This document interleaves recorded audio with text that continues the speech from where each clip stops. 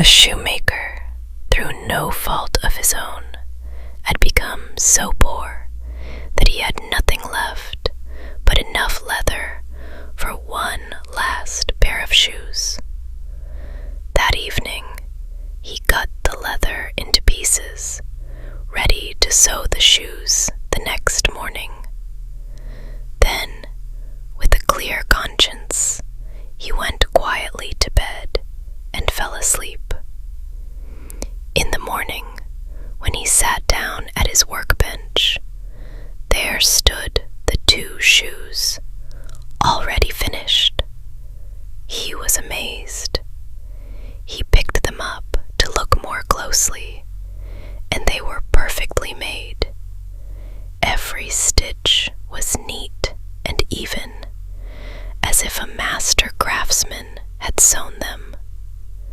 Soon a customer came in, and the shoes pleased him so much that he paid more than the usual price.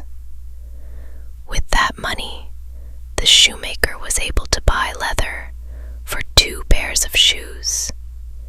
He cut them out that evening, and the next morning, there they were again, already made. Customers came gladly and paid him well, so he bought leather for 4 pairs. The next morning, those 4 pairs were finished too. And so it went on. Whatever he cut out in the evening was finished by morning.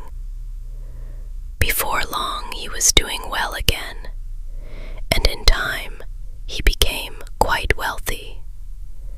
Now, one evening, not long before Christmas, after the shoemaker had finished cutting his leather, he said to his wife, "What do you say we stay up tonight and find out who's been helping us?" His wife thought it was a fine idea. She lit a candle, and they hid themselves behind some clothes hanging in the corner of the room and watched. At midnight, 2 tiny little men appeared.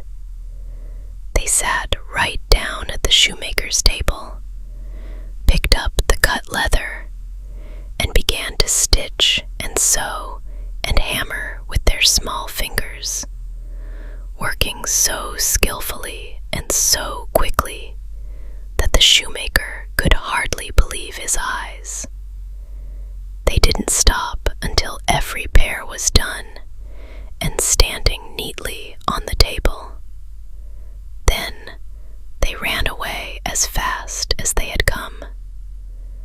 The next morning, the wife said, "Those little men have made us rich, and we really should show them we're grateful.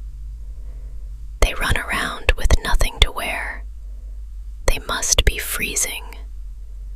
I'll tell you what, I'll make them little shirts, coats, vests, and trousers, and knit them each a pair of stockings. And you can make them 2 little pairs of shoes." The shoemaker gladly agreed. When everything was ready, they laid the tiny clothes out on the table instead of cut leather, then hid to see what the little men would do. At midnight, the 2 came bounding in, ready to work. But instead of leather, they found the little outfits. At first, they were surprised, but then they were overjoyed. They dressed themselves as fast as they could, smoothing down the pretty clothes and singing, "Now we are boys so fine to see. Why should we longer cobblers be?" Then they danced and skipped and leaped over chairs and benches, and finally danced right out the door. They never came back again, but as long as the shoemaker lived, everything went well for him, and all his work prospered.